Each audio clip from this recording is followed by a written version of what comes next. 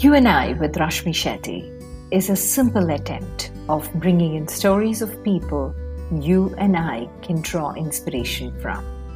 Ordinary folks, extraordinary lives.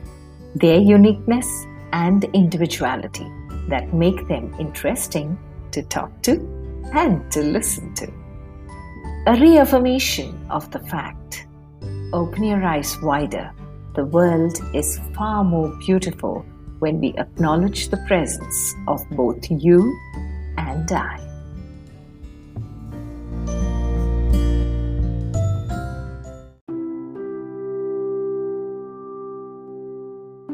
On the website of the World Health Organization, an article dated 28 September 2020 speaks about adolescent mental health.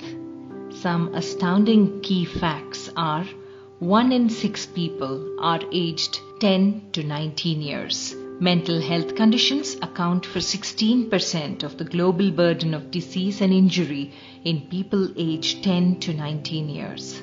Half of all mental health conditions start by 14 years of age, but most cases are undetected and untreated. Globally, depression is one of the leading causes of illness and disability amongst adolescents. Suicide is the third leading cause of death in 15 to 19-year-olds. The consequences of not addressing adolescent mental health conditions extend to adulthood, impairing both physical and mental health and limiting opportunities to lead fulfilling lives as adults.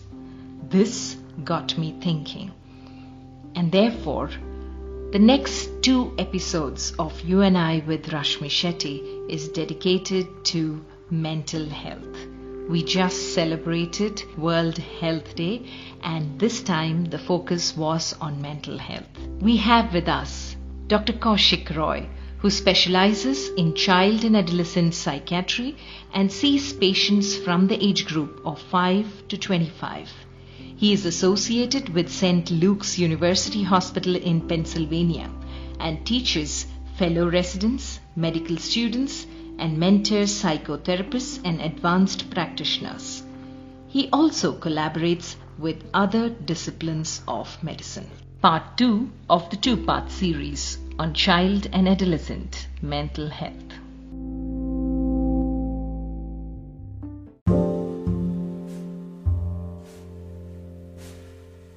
Hi Kaushik, I have a very simple question for you to answer maybe, but it's a question that I've been having for quite some time. Stress and depression. Does stress lead to depression or depression lead to stress? Because for a small child, you don't know what the child is going through. So is there any connection between the two? Stress could cause depression. Does depression cause stress? Still, there is some doubt in that, but again, some amount of stress is good because it could motivate you. For example, like say in a work deadline or you are in a competitive sport, that would motivate or mobilize your body to respond, improve your performance. But if it is a chronic stress for too much, it could lead to depression in people who are susceptible. For example, positive event such as even getting married, beginning a new job, or relocating, all these things could cause stress, but does not necessarily mean that will lead to depression. Yet, about 10% of people suffer from depression without the trigger of a stressful event. So the stress and depression connection is there in a lot of ways. Now, again, this is connected to brain. So when you are stressed, a portion of the brain, which is called amygdala, it gets stimulation. And then it sends some signal to hypothalamus. Hypothalamus, another part which releases called corticotropin releasing hormone. That goes and affect the pituitary, and pituitary releases something called ACTH, which affects the adrenal and which releases the cortical or stress hormone. And that stress hormone could affect our normal biological process, like our sleep, appetite, energy, mood, and emotions. There are also other stress hormones like epinephrine or adrenaline and norepinephrine. So let's say when you're stressed and you are breathing harder, and the way your body responds, that your blood is rushing from places where it doesn't need as much just to cover up. So that could changes your blood pressure, that could changes your blood sugar level, and over the time it could definitely have an impact. It also suppresses your immune response. So what will happen in the long run, you are more susceptible to sickness or getting into a lot of other diseases over a long run. So stress is definitely impacts your physical health, and it could lead to depression when it is chronic over a period of time. When it comes to depression, sometimes it's unbelievable how people who are extremely successful, and most celebrities to come out very much in the open to say that they have had attacks of depression and they were under treatment. And therefore, today people don't hesitate to speak about depression as much as they did. It is no more a taboo subject like it was some time back. What is depression? Everybody can be depressed at some point or the other. But what is depression that it needs pills to cure the person of it? Before I answer that question, as I want to say that, so because you were talking about the stress before, remember the stress and depression is complex and it's circular, right? When people are stressed, they often neglect the healthy lifestyle. Like they could involve into things just to self-medicate, like they may smoke, they may drink, they may even neglect just regular healthy practices like exercise, things like that. And that lead to patterns or behavior which causes chronic stress burden and increases the risk of depression. So you asked, the next question was that what is depression? So depression is actually constellations of symptoms what we experience, and it impairs our functionality of life. So going a little more on that is that, so what are those symptoms that we look at it? So it could be changes in your sleep pattern. It could changes in your mood, or how you are functioning. It could affect your sleep. It could affect your appetite. It could affect your functioning or concentration or your relationship, whether at school, at work, at home. It could also affect your level of involvement. Things that you had interest before, you don't have as much of interest. It could also have that you are not able to enjoy things the way you have enjoyed before. You could have also passive thoughts like, I wish I was not around. I wish I never woke up next morning. And sometimes you can see that you are isolating yourself more, detaching yourself more from your family, from your friends, and you are not able to understand what's going on. But you can see that your life is not been the same the way it used to be, and you're losing motivations also. And unfortunately, sometimes it's the people around you notices it more than you realize it more, because you're trying to figure out what's going on. As you mentioned, Rashmi, that nowadays people talk about depression. They have come out of the taboo. Yes, it is true. Over the last few decades, at least the last 2 or 3 decades, the way people are coming out, the celebrities, the way they are talking about depression, it has helped others to come out, and that's something that we should always do. So it is like a shared resilience that which helps us to talk about it, and talking about it helps. So the more you talk about it, other also feels empowered to talk about themselves, and that helps. So talking about your emotion, you're addressing it more, and that itself you can help yourself more. And talking about it, Kaushik, what comes to my mind is the fact that children are hugely influenced by their peer group, right? And we have a lot of conditions diagnosed as bulimia, anorexia, which hurts their eating pattern, how they look. All of them are reasons for children to be stressed, especially since they're so active on social media. So all these conditions put together, as it is a challenge from the childhood to adolescence to handle children, because the parental generation is a different generation. And today, thanks to all the gadgets we have at home and social media, communication between parents and children has drastically reduced. Lifestyles have changed. Both parents are working. What is it that you noticed over a period of time that was a pattern that was coming to you as a common pattern in children who were diagnosed with different mental health problems? Was there a set pattern that you would pick and you would realize that, okay, this is what it is? Because not always does it mean that if the mother is there 24/7 with the child is completely happy. There is something called as quality time with children also, which parents are very particular about, though I don't understand the meaning of it. But there are mothers who are at home but completely depressed. They're at home and not working. And somewhere that gets reflected in the way they talk. So in the different patients that you see, where do you see the pattern emerging? From parents to children? Are children reflecting what parents are feeling? Or have communication channels between parents and children over the years open or closed? So to answer that question, I would say the apple doesn't fall far from the trees, though we don't realize it when it comes to mental health.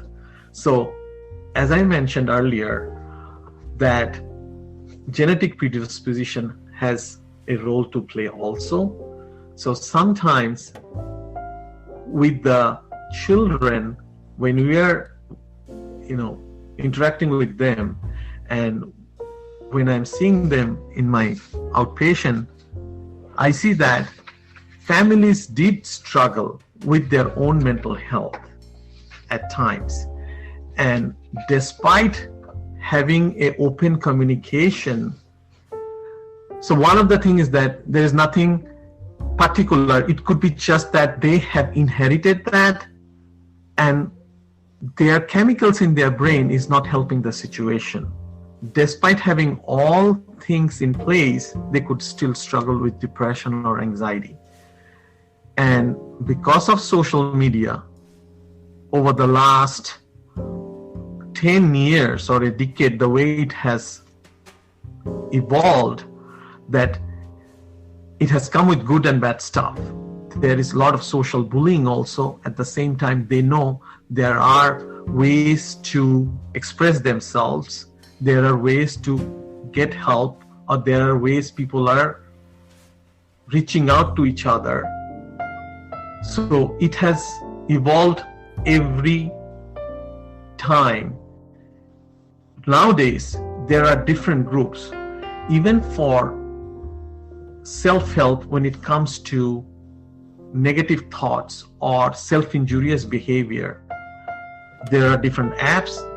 The groups, like there was a group called Project Semicolon, when people are suicidal or they have thoughts of hurting themselves or they have tried to hurt themselves, they go into get involved with these groups to help themselves. And sometimes they don't even ask their parents about it. That is the pattern also I've seen, that they feel that parents will not understand. And the children talks to the peers, and sometimes they get a lot of information from the peers because somebody is getting help from someone else and they have heard about it. Sometimes children have been to the point that they have been hospitalized and they had some experience, and they bring it to the peers, and sometimes they get to know and they practice the same thing. In that case, Kaushik, when we talk about this, you said from peers, They don't have channels with the parents sometimes. It could be the predisposition of the family itself. There could be many reasons. But everything dissolved in the last 1 year with the pandemic. The last 1 year, have you seen the pandemic affecting children a lot more in the patients that you see? How has the pandemic hit the mental health of children? So this was a totally different creature. All of us, we knew that. So the last pandemic happened, this was way back when the flu pandemic happened, but the world has moved a lot more. So yes, it has made a huge impact on the children and adolescents. And it has involved different categories of children and adolescents. Children who were susceptible means they never had any mental health issues, or anybody thought they have mental health issues. They have struggled with it more. Children or adolescents who had struggled in the school before have struggled more. But there are also group of children that they did better. That group may be smaller. So I'll go part by part. So I want to divide them into few groups. So let's talk about one group who have neurodevelopmental disorder, like autism or intellectual disability, and they were having some structured setting, at least in this part of the world, though it's not the best, but at least it is more than a lot of other part of the world, so that they had structure because they are going for some therapies, they had some specialized school, they were involved in certain activities, and all of them kind of shut down. They just could not do it. And the parents did not know how to handle it, because these are the children in the first place were going out because it was difficult to manage due to their limitations, their emotional struggle, behavioral struggle. So they really struggled over this last year or so. Other group, let's say, who were struggling with attention deficit. And we have a term for that, we say ADHD. For them also was very difficult to kind of stay focused when they're doing online classes, because there was what you could say as remote learning fatigue or online fatigue or Zoom fatigue. You could say any of this. It was out of proportion for them, so that the parents kept on coming back saying that it is not as helpful as before the medication. We need to probably increase the dose. We need to have more intervention. They kept coming back. Other group of children who were anxious to be in the classroom setting because of their struggle with social anxiety. They felt that being at home is much easier. Being at home, it gave them, So the kids with social anxiety, they felt that, wow, I wish I could always do this and be at home, be away from all these kids or the school, or, when I feel that I've been scrutinized the way I look, the way I talk, and the pressure of just being on center of attention when the teacher asks me, I think this is so good, I could do that. Another group, for them, going outside the house, seeing the peers, having that social interaction, it helps them to thrive, and they just got cut off with that. And they struggled in a different way. Overall, I think in the pandemic, the majority of children and adolescents struggled academically in terms of their social disconnect, and they did not have much option, especially until most recently when the vaccine came in, and some of the places they could start doing hybrid, means that they're going maybe 2 days in the school and rest of the days from home. But all these months, they have struggled so much. For parents, it was the most difficult time. One of the things was that they did not know how to manage children months after months at home, along with their job in place, because a lot of parents started to work from home. And just to balance that, how do we manage this, that children are doing classes online and it is not the same as they are doing classes while they were in school, because while they're doing classes online, they also still need more help from them, because the education system, at least in this part, or the way the Zoom or online classes were happening, it was not universally effective for everybody. I have had children that they felt that they were not able to understand because they did not have as much of interaction with the teachers, where in the classroom they could just raise their hand and ask immediately. Here they could ask, but the time was so limited they could not utilize it. A lot of people lost interest because it was an online class. For the children with ADHD, they struggled in a lot of different ways, because they also used to get a lot of extra help, and online school did not help that. They just did not have that resources to help them. It took them months and they fall back. Their grades went back. As I mentioned earlier, that only the children who had a lot of social anxiety, they did well.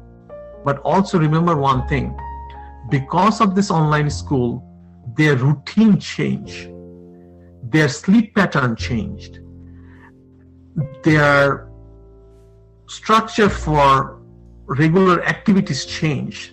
People started to use a lot of time in the social media, and when there was a limitation for using electronic gadgets by parents before pandemic, they allowed that, because they're like, what are they going to do outside? They don't have as much of time. But that is a different pattern which has emerged, and it will be difficult to reverse when things will start to settle down a little more in the coming months, because you have got used to it. I'm not saying it was wrong, because where options were less, so you had to give them more time so that they could spend the time in the social media or use electronic gadgets, because for children, especially the adolescent group, they needed that connection more. Because the adolescent group, they identified with their peers more than their parents. So they need that connection. And just imagine, if you take that away from them, they'll struggle more, because parents are thinking, oh, they are attending online class 6 hours a day, and now they want to be online to talking to their friends another 3 hours. That's too much of time. But that's where it came to me, talking to the parents, saying that, you know what, they need that. You cannot take everything away. Yes, you could limit them, but they need that, because they are not going outside, they are not going to the school, and you don't realize that how much it was helpful for them to be away from the family. They needed that time, they needed that space, they could connect themselves. And now all they do is that with the family, and they are not used to it. They could do it during a vacation, but not on a daily basis for months after months. So all of this has affected significantly during pandemic. And the unfortunate part is that parents didn't know what to do. They didn't know better. For mental health specialists, I would say that in the last year or so, we were told that at least the psychiatry itself, our department itself, we were 40 times busier than the rest of the discipline. So you could imagine that how it helped. We learned so much. We learned so much to the point that how to manage. We knew that there was telemedicine was coming up in the last 10 years, But the way telemedicine has been used is the last year, it's amazing. People used to miss appointments at times due to different reasons. But because of the telemedicine, that they could be in their home in their pajamas and talk to the doctor or the psychiatrist or the therapist, their show rate was much higher. Of course, it was not the same connection when you meet them in person, but at least during the pandemic, when you are not able to reach out, when you are struggling, through the telemedicine or the virtual platform, you could reach out to them a lot more, which helped.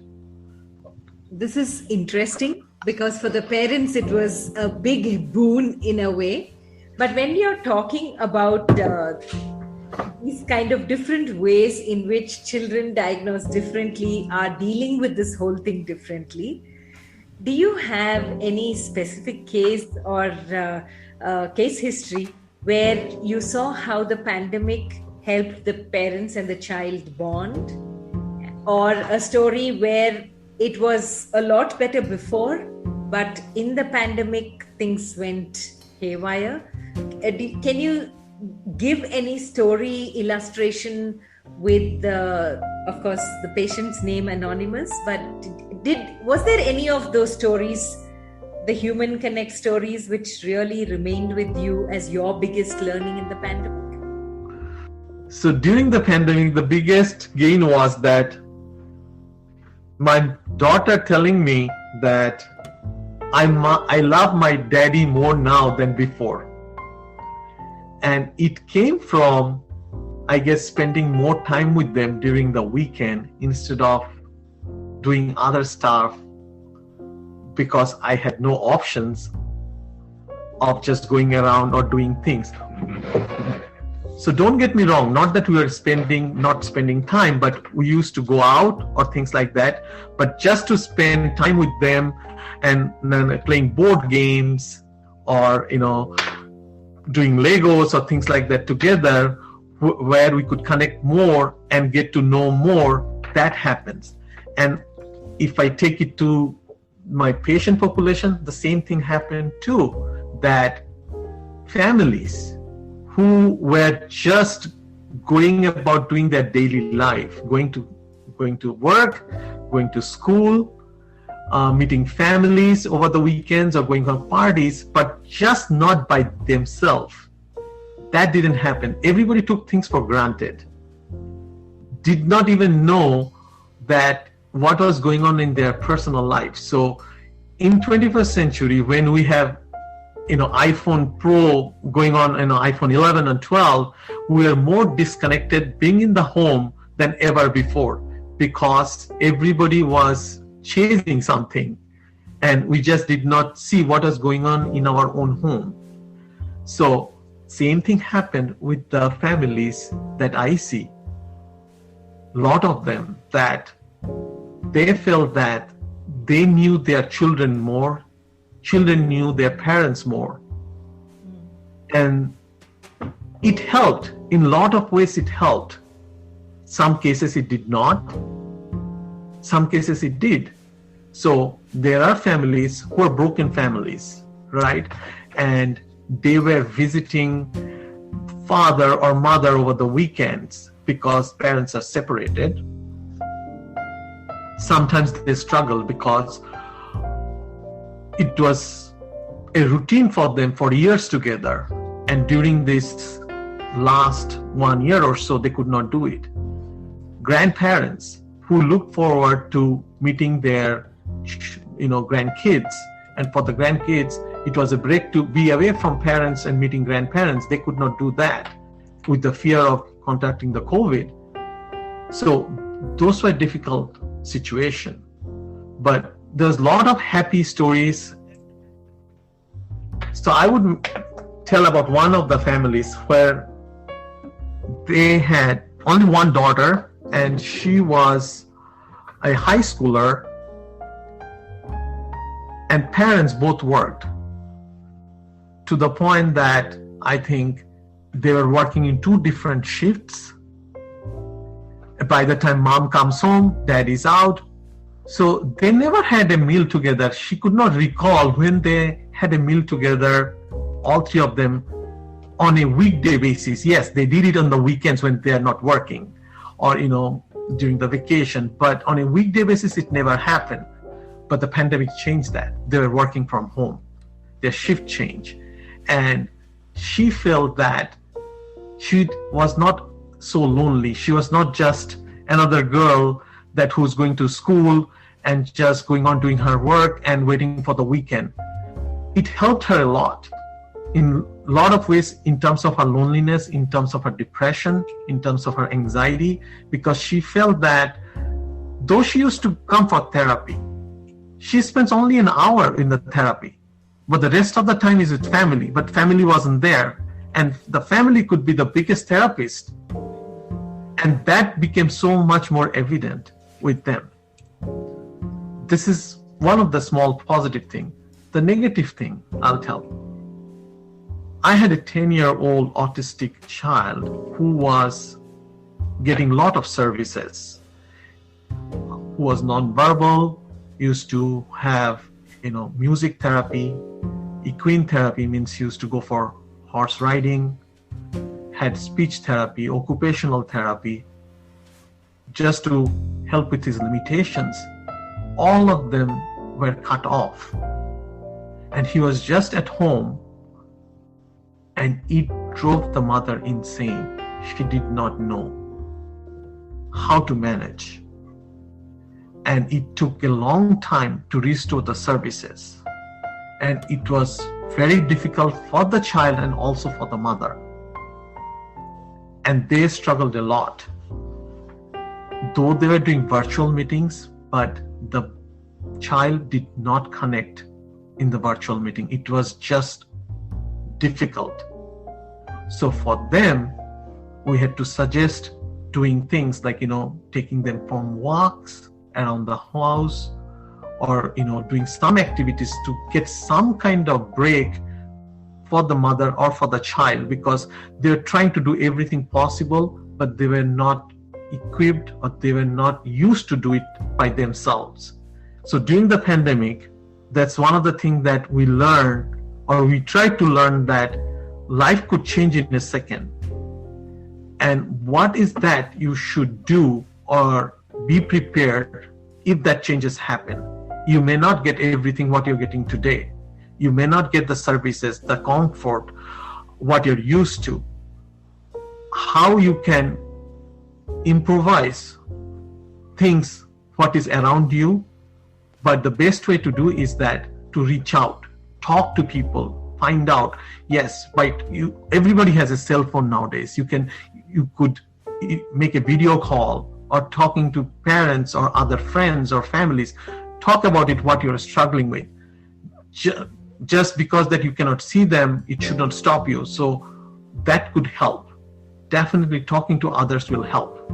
Reach out. Always reach out.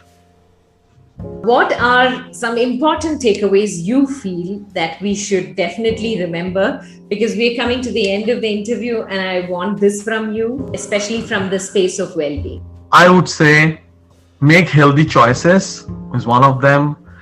As simple as that, even food, it could help your mind stay more focused throughout the day. Like, nutritionists have advised that, swapping food that is more moderate in terms of protein, high in fiber or low glycemic index. So a good healthier snacks like eating a fresh fruit or raw nuts could be helpful. Number 2, I would say have some time or quiet time. We are surrounded by so much of noises, whether it is in the school, whether it's in your home, whether it's in your office. But try to find a place where there is, some kind of, quietness, or, you could just be away from everything, even for a few minutes, if you could do that. Third thing, I would say that keep your mind active. Let's say you are done from your school, from your work, home, and you're over the weekends or weekdays where there are some time, just to keep your mind active. You could involve yourself with anything. I'm not going to say anything specific, but keep yourself mind active instead of involving in some, unhealthy practices like, drinking or smoking.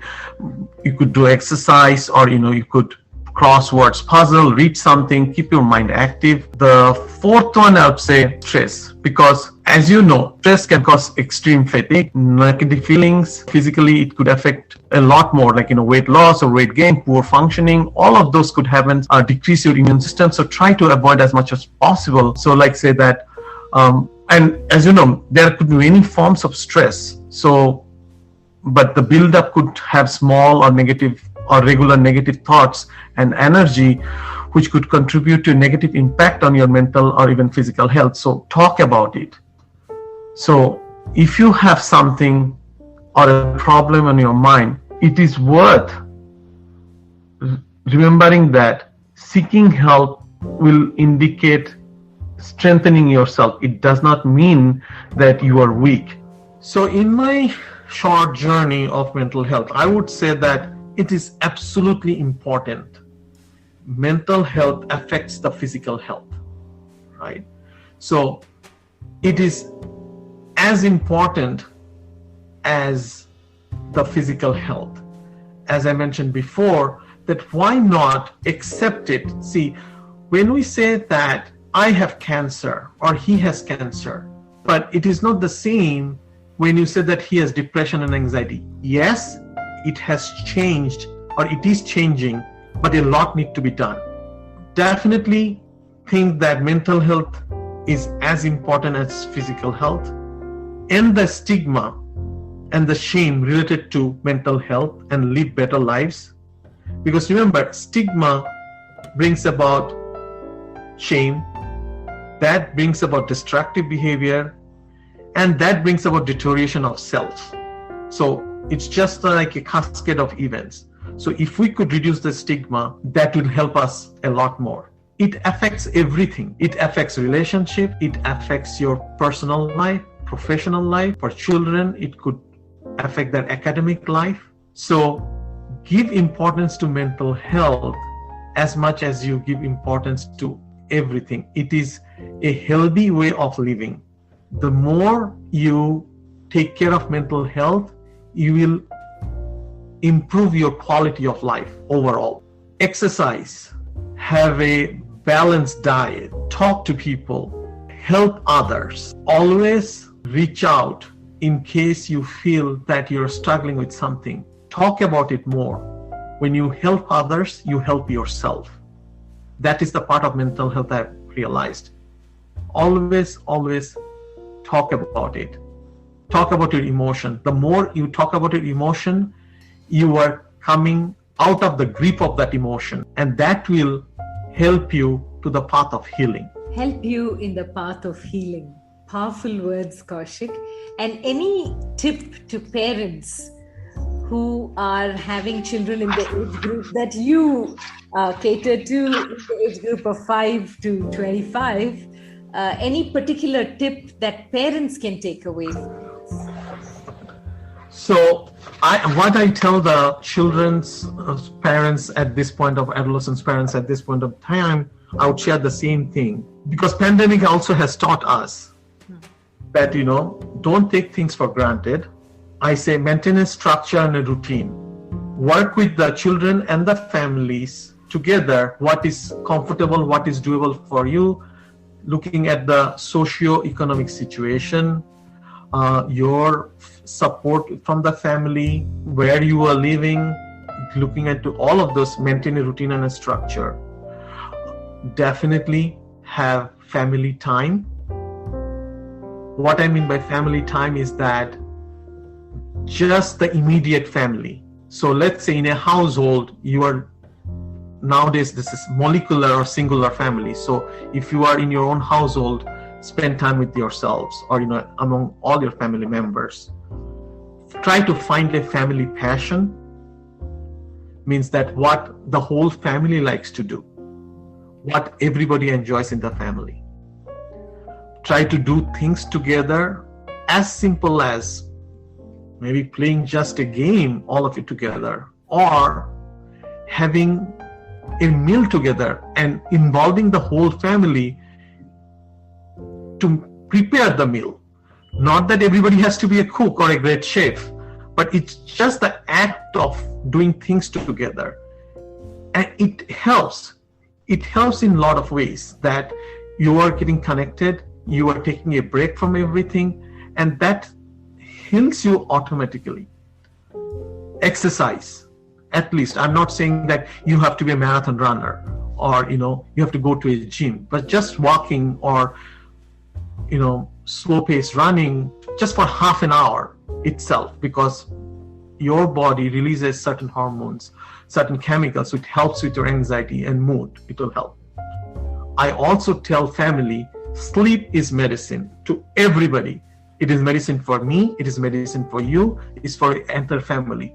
And what is part of the good sleep hygiene is that going to bed around the same time, trying to have some normal good habits before going to bed, trying to stay away from digital device or electronic gadgets at least an hour or so before going to bed, trying to keep around the same time before going to bed, trying to, if you want to use electronic gadgets, which is so common, okay, maybe listen some peaceful music, but try to not look at the screen. So those are the things could help. Learn coping strategies. Another thing I say, that as I mentioned before, that as we know that what we take for granted might not be there tomorrow. So learn how to cope with different situations or things that can happen in your day-to-day life. Again, share resilience means that if a family member has struggled with before, or your neighbor or somebody, talk to them and find out how they have managed, how you could manage. Because everybody may not have the same availability of things in the same position. Even in India, for that matter, when we talk about space or something, in this pandemic, we know that nobody probably has as much of space to, go around to have a lot of distance in a lower socio-economic status or something, where you are living in place where it is crowded. There is more chance of COVID being there. But how you're going to manage that? How you're going to manage, it's not the way the professionals could say anything they want, but what is practically possible?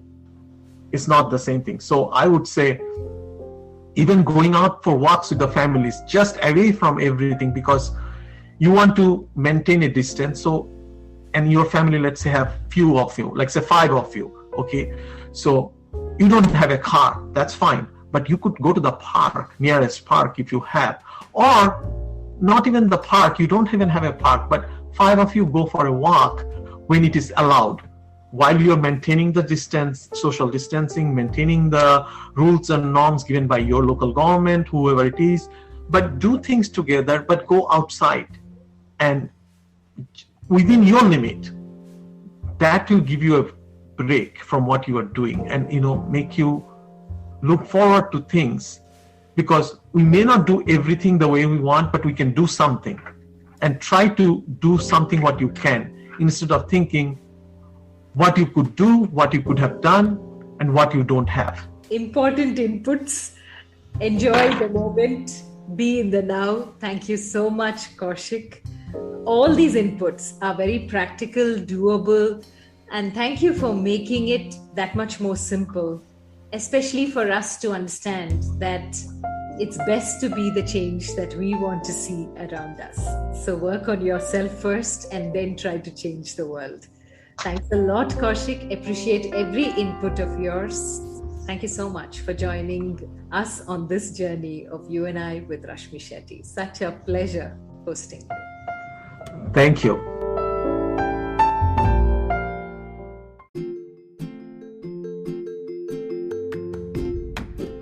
With that, we come to the end of part 2 of the 2-part series on Child and Adolescent Mental Health with Dr. Kaushik Roy on You and I with Rashmi Shetty. Do let us know if you know people who make the world beautiful.